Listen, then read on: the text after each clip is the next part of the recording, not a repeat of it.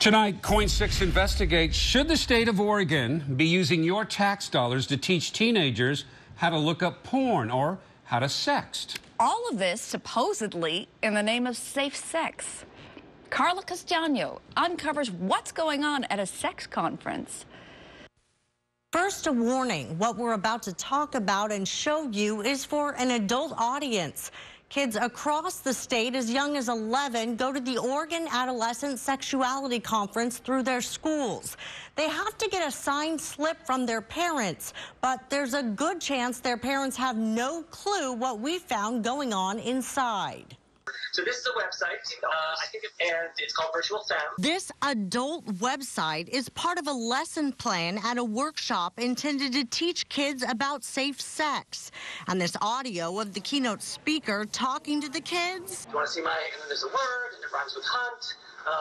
So you could ask Emily to do one thing or another to was recorded on a cell phone by a person who attended the conference and shared it with me, disturbed by what they saw and heard at the two-day field trip for students in high school and middle school. And I see penis, and that's all I see. There were also handouts like this one encouraging cyber and phone sex. They went on to suggest things like bathe together, shave each other, wear each other's underwear, role play, lap dance, or striptease, buy an XXL pair of pajama bottoms and sleep in them together. All suggestions on how kids can engage in intimate activities without going all the way.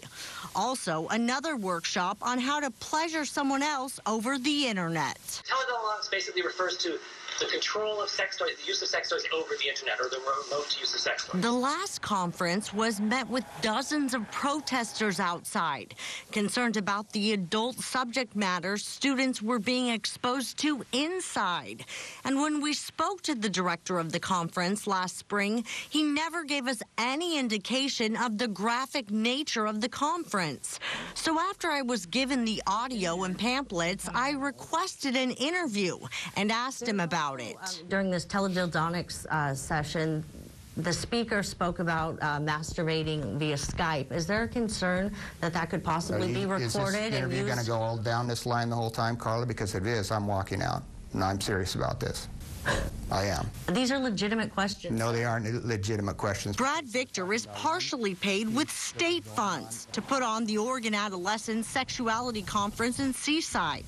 While he refuses to give an answer, this student tells me what she saw go on in the name of healthy sexuality was shocking. I felt really just horrified and unsettled by it all. There was a session where students were taught how to put a condom on, but what got to her was the workshop where the speaker brought students to a porn website and taught them to program the virtual women. When you press a certain command, it tells her to perform various sexual acts, and so that was really disturbing. Here's audio of the keynote speaker giving directions on how to make your own avatar for virtual sex. You can program her to do what you want her to, whatever it is based on what you want to say. Right? So if you don't want to say, give me a job or something. The conference isn't just for kids. Teachers, school district healthcare workers, and school board members like Lisa Maloney also attend. She's not representing the St. Helens district, but was concerned by what she witnessed. All kinds of speakers about internet porn, using sex toys, using meth, as is showed in this book, for when you're engaging in sex.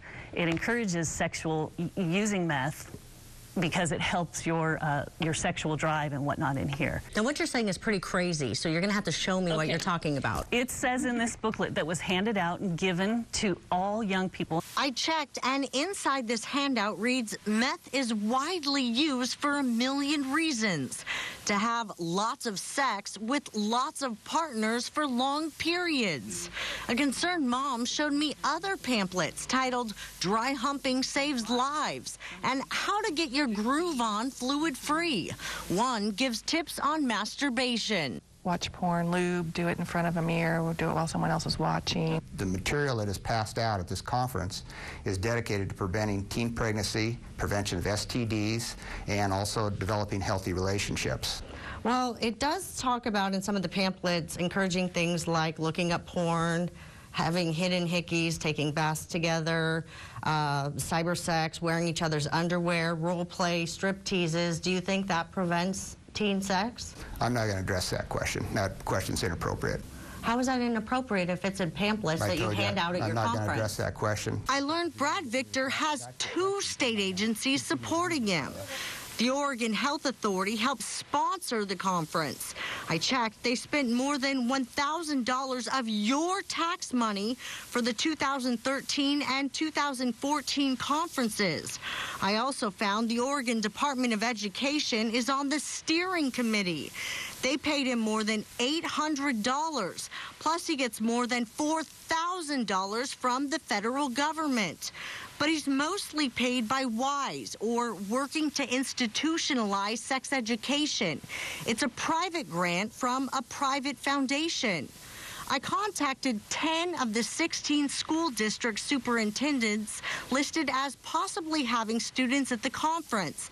They all told me they were unaware this material was being taught. The Newburgh School District Superintendent was the only one willing to meet with us. This is garbage.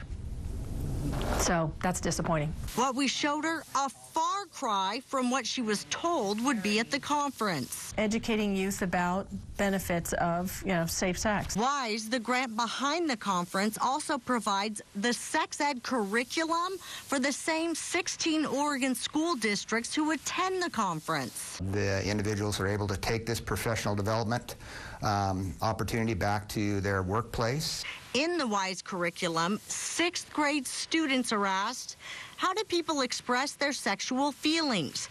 They're given answers to circle like anal sex, oral sex, and sexual fantasies. Concerned parents say it's all just too much. If it was an adult sex conference, we wouldn't be having this conversation. But this is directed to adolescents, and we want them to be safe. Most of the superintendents declined to be interviewed, but some did tell me after what we brought to their attention, their students will not be participating in the conference. To find out about your child's school district, go to our website at KOIN.com. Jeff and Ann?